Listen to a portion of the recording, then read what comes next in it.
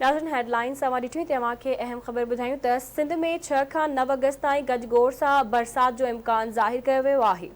सिनासी नवां खे अहम ख़बर ॾियूं पिया मौसम जे हवाले सां मौसमियात खाते तरफ़ां कराची समेत सिंध जे ॿियनि शहरनि में अर्बन फ्लडिंग जो ख़दशो ज़ाहिर कयो वियो आहे। KPK गिलगित बल्तिस्तान बलोचिस्तान ऐं कश्मीर में अॼु बरसात जी अॻकथी कई वई आहे। मौसमियात खाते पारां ॼाणायो वियो आहे त कराची में अॼु तेज़ बरसात जो इम्कान नाहे, हल्की बरसात पवंदी।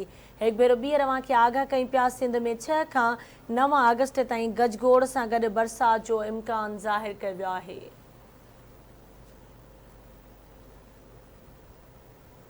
मौसमियात खाते तरफ़ां कराची समेत ॿियनि शहरनि में अर्बन फ्लडिंग जो ख़दशो ज़ाहिर कयो वियो आहे।